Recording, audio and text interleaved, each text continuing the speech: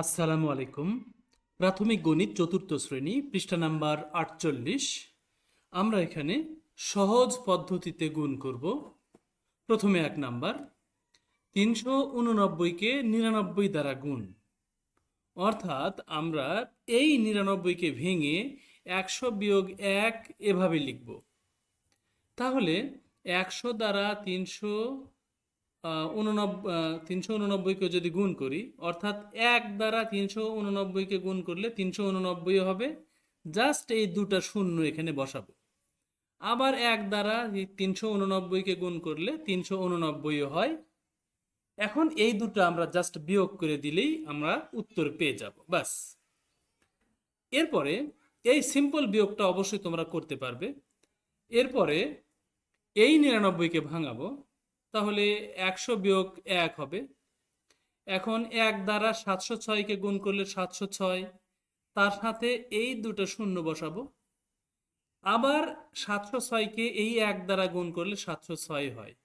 এই মাইনাসটা এখানে আসবে। আচ্ছা, এখন আমরা এই দুটাকে বিয়োগ করলেই উত্তর পেয়ে যাব।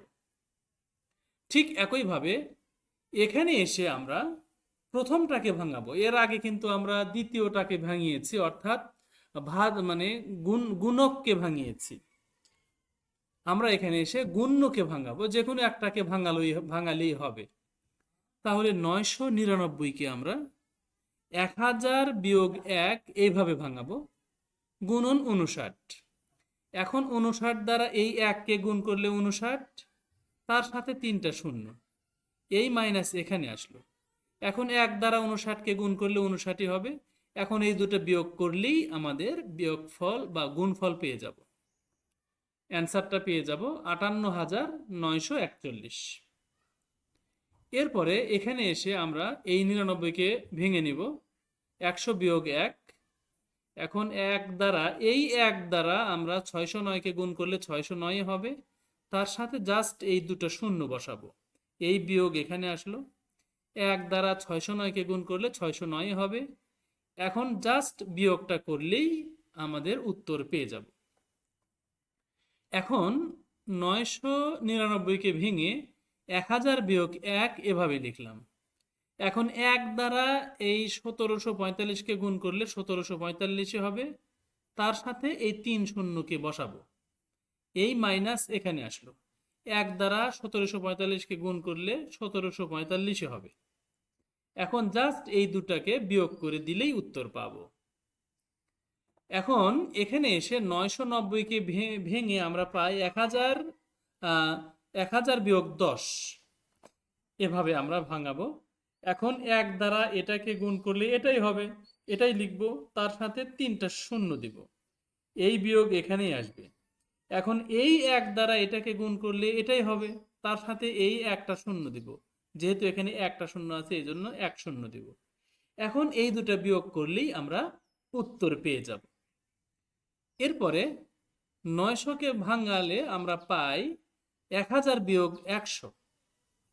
আচ্ছা, এখন 1 দ্বারা এটাকে ভাঙালে এই 5 আর 3 9 হবে, তার সাথে এই 3টা শূন্য, এই বিয়োগ এখানে আসলো। আবার এই 1 দ্বারা এটাকে গুণ করলে এটাই হবে, তার সাথে এই দুটা শূন্য।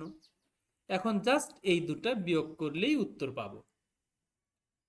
এরপর আমরা এখানে এখানে দেখো আমরা মানে এটাকে আমরা দুইভাবে গুণটা করতে পারি। এই দুটা শূন্য সরিয়ে রেখে, এই দুটা শূন্য সরিয়ে রেখে 64 আর 5কে গুণ করলেই আমরা কিন্তু পাবো।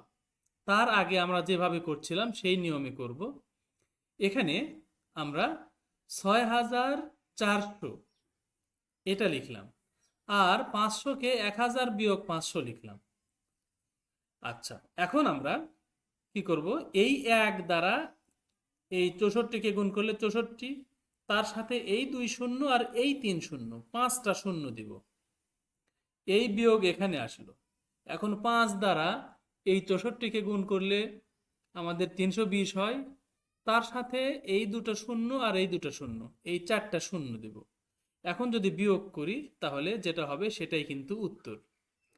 এখানে আসলে সহজ নিয়মে করতে গিয়েই বরং কঠিন হয়েছে। আমরা বরং এর চেয়েও সহজ একটা নিয়মে আমরা করব। বইয়ে দেখানো নিয়মের চেয়েও সহজ নিয়ম। সেটা কি? যেহেতু 64কে 5 দ্বারা গুণ করলে 320 হয়, এই জন্য 320 লিখে যদি এই দুটা শূন্য আর এই দুটা শূন্য, চারটা শূন্য দিয়ে দেই, ব্যাস আমাদের অঙ্ক হয়ে গেল। জাস্ট 64কে 5 দ্বারা গুণ করব, করে দুইটা শূন্য আর দুটা শূন্য, চারটা শূন্য দিয়ে দেব, তাহলে গুণ করে 320 হয়।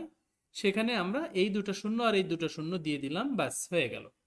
এর পরের ভিডিওতে আমরা পরের যে অঙ্কগুলো রয়েছে, এই কথার অঙ্কগুলো, এগুলো আমরা এরকম ছবির সাহায্যে বিস্তারিতভাবে ভালোভাবে বুঝে নেব ইনশাল্লাহ। ওমা তৌফিক ইল্লা বিল্লাহ। আসসালামু আলাইকুম ওয়া রাহমাতুল্লাহ।